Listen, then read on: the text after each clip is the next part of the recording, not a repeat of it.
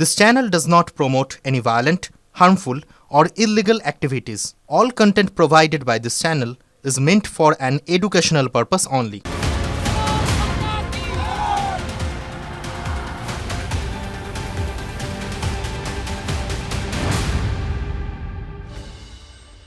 দেখুন, মোদির ব্রিগেড আজ আর তার আগেই নারায়ণগড়ে ব্রিগেডমুখী যে বাস, সেই বাস ভাঙচুর।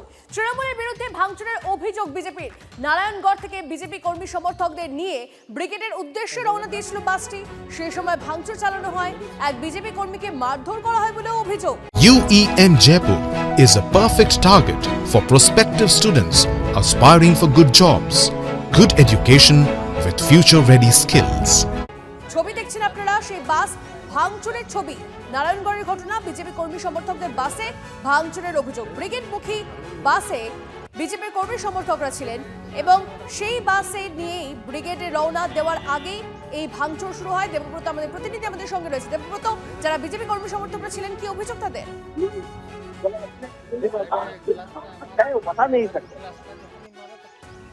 দেবব্রত, শোনা যাচ্ছে? সেখানকার সাধারণ মানুষকে সাথে নিয়ে যখন তারা ব্রিগেডের উদ্দেশ্যে যাবে বলে বিজেপি কর্মী সমর্থকদের সাথে নিয়ে বিজেপি ব্রিগেডের উদ্দেশ্যে রওনা দিয়েছিল, ঠিক সেই সময় কিন্তু ওই এলাকায় কিছু স্থানীয় দুষ্কৃতী তারা কিন্তু এই ধরনের হামলা চালায় বাসটির উপরে এবং তৎক্ষণাৎ কিন্তু বাসটিকে ওখান থেকে ঘুরিয়ে দেওয়া হয়। যদিও সেই মুহূর্তে বাসে বিজেপি কর্মী সমর্থকরা তৎক্ষণাৎ উঠেছিলেন না, তার ফলে কিন্তু তারা মারধর খাওয়ার হাত থেকে কিছুটা হলেও বেঁচেছেন। তবে যেটা মারাত্মক অভিযোগ করছেন যে একদিকে যেমন বাসে ভাঙচুর করা হয়েছে লাঠিসোঁটা নিয়ে, ঠিক পাশাপাশি কিন্তু বন্দুক দেখানো হয়েছে, ভয় দেখানো হয়েছে। প্রশ্ন এই জায়গাটাই করছেন বিজেপি নেতৃত্ব। তাদের বক্তব্য যে ব্রিগেডের যাওয়ার সময় যদি এ ধরনের হামলা হয়, তার মানে তৃণমূল কোথাও একটা ভয় পেয়েছে, তাই এ ধরনের হামলা করছে এবং তৃণমূলের উপর দিকেই পুরো সম্পূর্ণ অভিযোগে আঙুল তুলছে বিজেপি নেতৃত্ব। ধন্যবাদ। প্রথমে ওরা 4-5 জন ছিল, দিয়ে বললো কোথায় যাবে, আমি বলি আহরমুন, না গাড়ি ঘুরাও। আহরমুনটা ঢুকতে 1/2 কিলোমিটার বাকি আছে, একটা গলি রাস্তা নেমে গেছে মুরামটা, ওইখানটায় যে বলে গাড়ি ঘুরাও। তখন গাড়ি ঘুরাতে গেছি, পেছন থেকে একটা আওয়াজ পেলাম যে পেছনের গ্লাসটা ভেঙে দিল। আটু গাড়িটা ঘুরিয়েছি, ঝুল জাল করে ডাইনে বাঁয়ে গ্লাসগুলো শাটারগুলো ভাঙতে শুরু করলো। তারপরে সামনের গ্লাসটায় একটা ডাং মারলো, ওটা ভাঙলো, দিয়ে আমার ডাউন দিকে ড্রাইভারের ভেঙেছে, আমার হাতে লেগেছে। তারপরে ওরা বন্দুক বের করেছে। ভোটবঙ্গে ফের নরেন্দ্র মোদী। আজ ব্রিগেডে প্রধানমন্ত্রীর সভা। মোদীর ব্রিগেডে বাঙালিয়ানায় শান বিজেপি। আচ্ছা, এই মোদীর মঞ্চে আজ ঠিক কি থাকছে, কি চমক থাকছে, সমস্তটা জানবো। আমাদের প্রতিনিধি শ্রাবন্তী আমাদের সঙ্গে রয়েছেন সরাসরি। শ্রাবন্তী, আজ ব্রিগেডে মোদীর বাঙালিয়ানায় শান, সে বিষয়ে আমরা দেখছিলাম, গতকাল থেকে দেখাচ্ছিলাম, আর কি বিশেষ চমক থাকছে আজ? তনিষ্ঠা, সিঙ্গুরে যখন প্রধানমন্ত্রী এসেছিলেন বাংলা কথা বলে শুরু করেছিলেন। আজকের মঞ্চ যেটা রয়েছে সেটা দক্ষিণেশ্বরের আদলে তৈরি করা রয়েছে। সেটা নিয়ে তৃণমূল কংগ্রেস যাই বলুক না কেন, উন্মাদনার কোনো অভাব নেই। সকাল 8টা বাজে আর বিভিন্ন প্রান্ত থেকে আমরা এরকম শুনতে পাচ্ছি যারা এবারে বিজেপি আসছে, ঠিক ভোটের আগে প্রধানমন্ত্রী আসছেন এবং সেক্ষেত্রে উৎসাহের কোনো একেবারে বলা যেতে পারে কোনো বিকল্প নেই এবং প্রত্যেকে বিভিন্ন জায়গা থেকে এই ধরনের স্লোগান তুলছেন। কোন জেলা থেকে আসছেন? সাধারণত উত্তরবঙ্গ থেকে যারা আসেন, যে কোনো সভাতেই ব্রিগেডে তারা সকাল এসে পৌঁছন। আজকে জিজ্ঞেস করবো যে কোথা থেকে আসছেন তারা, কোন জেলা থেকে আসছেন? দক্ষিণ 24 পরগনা থেকে। আচ্ছা, এত সকাল চলে এলেন কেন? একটু পরেও তো আসতে পারতেন। এত উৎসাহ উন্মাদনা। আমরা মোদিজিকে দেখতে এসেছি, আমরা কালকেরই চলে এসেছি, কালকেরই আমরা এখানে পৌঁছে গেছি। মোদিজি হচ্ছে আমাদের কাছে আবেগ, আমাদের কাছে ভালোবাসা।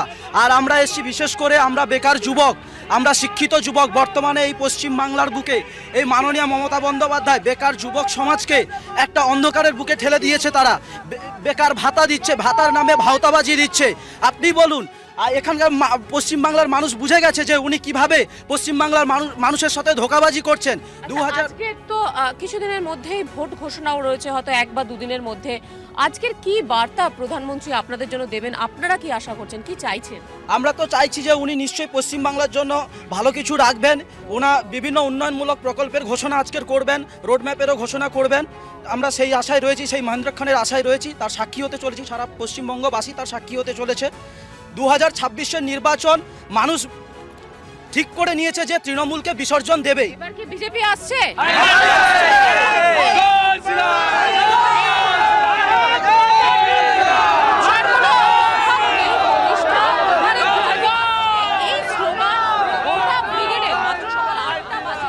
একদম তাই সাবিতা, আমি ছবিটা দেখতে পাচ্ছি এই মুহূর্তে তুমি যে ছবি দেখাচ্ছিলে সেখানে দেখাই যাচ্ছে যে উন্মাদনা রয়েছে মানুষের মনে। তারা বলছেন কেউ কেউ যে প্রধানমন্ত্রী তাদের কাছে আবেগ, তার বার্তা শোনার জন্য অপেক্ষা রয়েছে। অবশ্যই আমাদের নজর থাকবে। আপাতত ধন্যবাদ। বাঙালি কি মূর্খ না বোকা? এই যে বারবার শব্দটা চলছে বাঙালির আবেগ। বাঙালি আলাদা করে কি মানে মঙ্গল গ্রহ থেকে এসছে না? প্রত্যেকেই প্রথমে ভারতীয় তারপরে বাঙালি। ওদের বাংলা ব্যাপারটা অন্য, আমাদের ব্যাপারটা অন্য। এখন কে বাঙালি সেই প্রতিযোগিতায় তো আমরা যাবো না। বাংলার আবেগ, বাঙালির আবেগ আলাদা করে ছোঁয়ার বিজেপির অন্ততপক্ষে প্রয়োজন হয় না। বিজেপি হচ্ছে একমাত্র রাজনৈতিক দল যার পার্টি অফিস মহারাষ্ট্রে হোক, গুজরাটে হোক, অন্ধ্রপ্রদেশে হোক, সেখানে একজন বাঙালির ছবি থাকে, তার নাম হচ্ছে ডক্টর শ্যামাপ্রসাদ মুখার্জি। তো স্বাভাবিকভাবে এখানে এই ছবিগুলোর মাধ্যমে আমরা এটাই বার্তা দিতে চাইছি, উত্তরের পাহাড় থেকে শুরু করে উত্তরের শান্ত স্নিগ্ধ চা বাগান থেকে শুরু করে দক্ষিণের উত্তাল সাগর পর্যন্ত পশ্চিমবঙ্গের প্রতিটি অংশের মানুষ পরিবর্তন চাইছে। প্রতিটি অংশের মানুষ নরেন্দ্র মোদীর নেতৃত্বে ডবল ইঞ্জিন সরকার তৈরি করতে চলেছে এই পশ্চিমবঙ্গে। নরেন্দ্র মোদীর মঞ্চ নাকি দক্ষিণেশ্বর মন্দিরের আদল বা ওইরকম ছাঁচ রাখা হচ্ছে, কি থিম পুজোর প্যান্ডেল নাকি? কিন্তু একটা রাজনৈতিক দলের সভা, এইসব চমক দিয়ে কিছু হবে না। রাম থেকে শিফট করছেন, 21-এ জয় শ্রীরাম জয় শ্রীরাম জয় শ্রীরাম, জয় মা দুর্গা জয় মা কালীও বলতে হবে। আর আমরা দেখতে পাচ্ছি আজকে সেই পথে বিজেপি আসছে। আর আমরা এটাও বলে রাখছি, ভোটের ফল বেরোবার পর এই বিজেপির এই লোকেদের জয় বাংলা বলিয়েই আমরা ছাড়ব। তার কারণ ওদের এই সস্তা নাটক সেগুলো আর কাজ করছে না।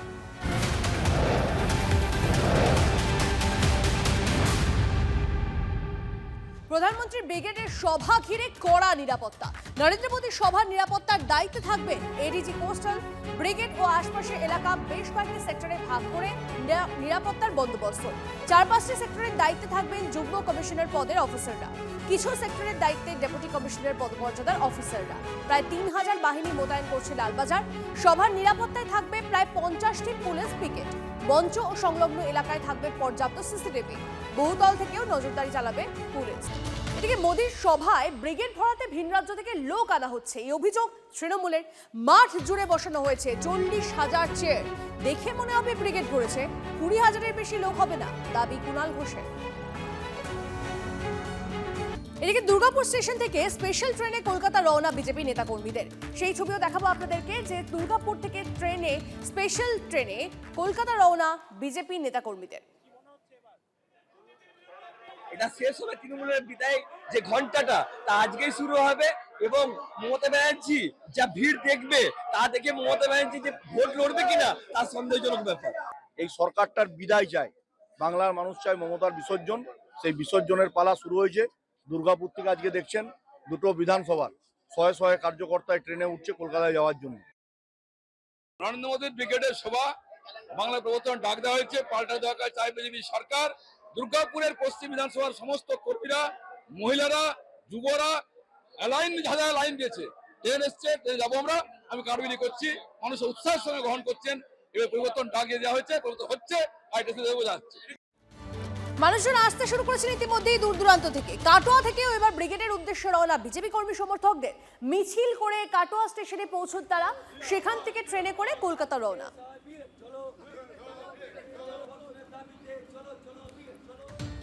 এবার আসানসোলের একটা ছবি দেখাবো আপনাদের। মোদীর ব্রিগেডের সাফল্য কামনায় আসানসোলে মহাযজ্ঞ। বিজেপি নেতা কৃষ্ণপ্রসাদের উদ্যোগে যজ্ঞের আয়োজন। মোদীর হাত ধরে বাংলায় পরিবর্তন হবে, আশা বিজেপি নেতার।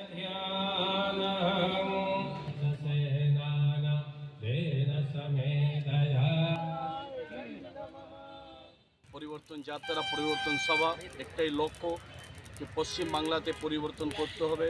বিশ্ব মহান নেতা যশস্বী প্রধানমন্ত্রী মাননীয় নরেন্দ্র মোদী নেতৃত্বে 14 মার্চে ওখানে সভা হচ্ছে, যে লক্ষ লক্ষ লোক মানুষ ওখানে আসবেন ভারতীয় জনতা পার্টি সৈনিক সাধারণ মানুষ থেকে নিয়ে জনতা জনার্দন পৌঁছাবেন।